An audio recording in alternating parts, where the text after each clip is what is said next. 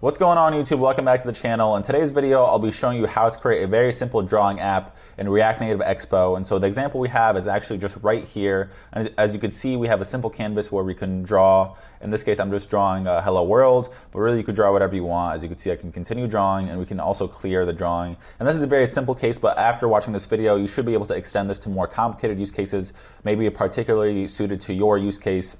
And what's useful about being able to draw in React Native Expo is we can use this for many applications such as signature taking, educational apps, collaborative learning, and also other things that involve image editing and so on. So this can be a really useful concept for your React Native Expo applications. And by the end of it, I will make this look very simple and you will be able to go do this straight away in your application. So enough being said, let's go jump into the code. Okay, so I'm just gonna jump straight into the code for this component here. And it is really simple. What I have is I just have a really simple Expo app.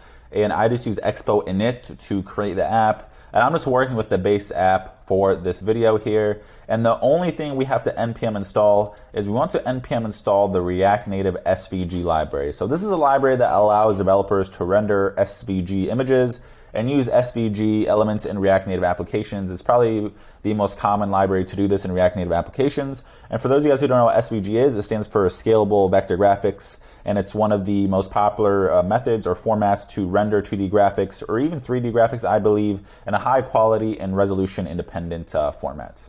So we'll be using that, and the remainder of these are just standard imports from React and React Native. So we have the use state, which we're going to use to record the states of the paths that we're going to be drawing. We have other styling, view, which we're going to use to create the view for our canvas here. We're going to use some dimensions. We don't necessarily need this. This is just to calculate the dimensions of the page. Touchable opacity for the button, and then text is to have text in the button. So that's pretty much all we need. And we have SVG and path.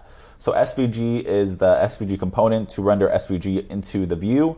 And then path is the subcomponent that we need to render paths.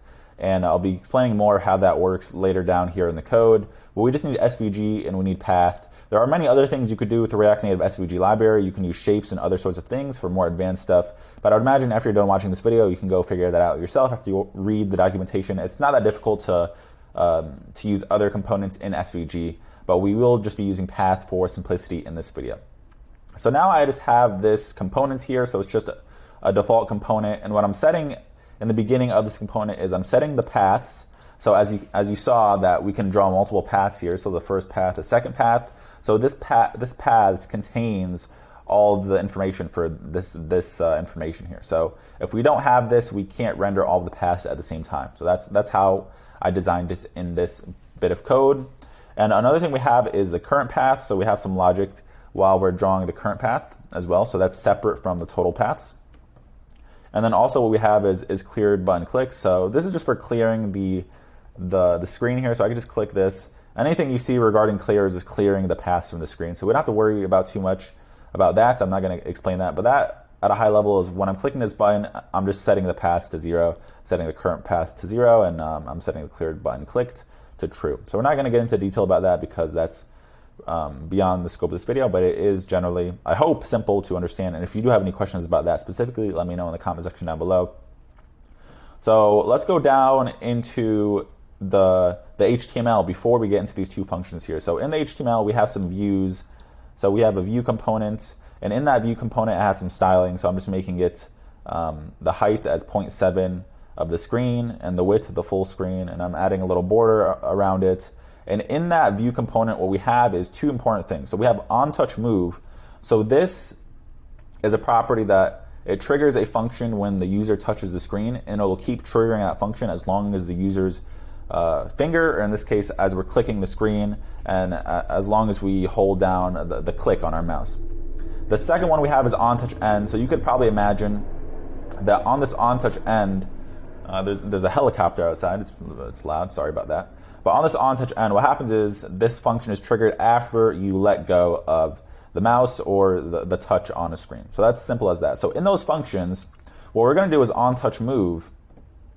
In onTouchMove, what we're going to do is we're going to start pretty much recording a new path. Okay, so initially current path is a null list, and then we're going to get the location of the X and the Y of the user's touch. And what we're going to do is we're going to record in the format MXY. So this is an SVG format. I believe there's more than one type of SVG format, but this format is essentially for allowing you to create a smooth continuous path between points.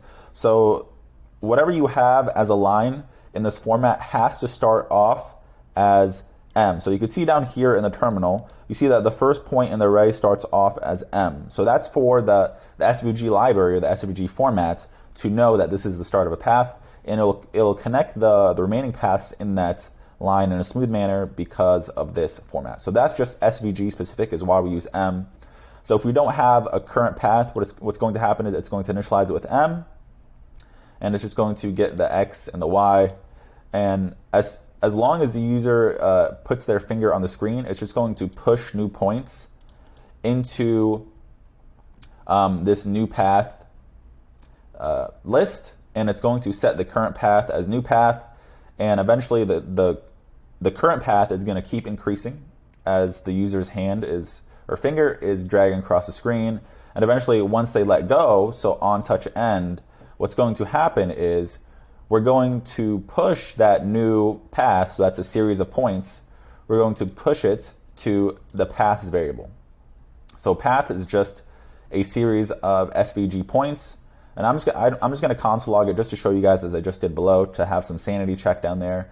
And we're just going to restart the current path as null again, and we're going to set the clear button clicked as false. And that's pretty much it. So what we're doing is we're just using two use states to measure the current path and to measure the total paths. And down here, finally, what we have, just to go into this SVG component here, we have the two paths. So this first path is just rendering all of the paths together. So it's just joining each point as a single string. So we have an array of points, and what's happening is it's just joining those points, and the path component in this library would be able to understand that SVG format as we passed in, and it will fill it in based on the stroke, the fill, the stroke width. So you could adjust this based on your application. I'm just doing red. You can do black. You can do many colors. You can even add options to switch the colors above, get fancy. And then down here, this is for the current path. So this path right here shows us the current path that's being drawn. So it's getting the current path points, joining them together, and it's also doing some other styling here, as you could see. And that's pretty much it at a high level. And obviously down here we have the touchable opacity button, clear, and on press handle clear button click. And down here we have some styling. So if you're not familiar with Style Sheet, it is probably the most popular way to style components in React Native. So we just have some simple styling here, as you could see as well. Once again, you can do whatever you want for that. This is just a simple example to have a very simple canvas. And I just threw everything into the app.js component, but I would imagine you probably want this component on another screen in your application. So that's pretty much how it works. I hope I gave you a good high-level overview of how to get this working in your React Native application. From the beginning, the only thing you really need is to npm install this library. And if you just copy this example in and play with it, you should be able to get something to your liking. And as I mentioned at the beginning of this video, there are many powerful use cases for this. I mean, I've seen many people online use this library for signature taking, so that's a huge thing in applications. Image editing regarding AI and that sort of thing. So you can really go many ways with this, and I hope you guys who are watching this video found this suitable to your use case. And if you did, please like, comment, subscribe to the channel. It would be really appreciated. And once more, if you have any questions, I know, especially if you are a beginner, this can be a little confusing. So let me know in the comment section down below. And also let me know what you want to see in the next video, as I always take suggestions from users, and a lot of my videos come from suggestions in the comment section. So I would really appreciate that. And stay tuned, guys. Thanks for watching. Take it easy.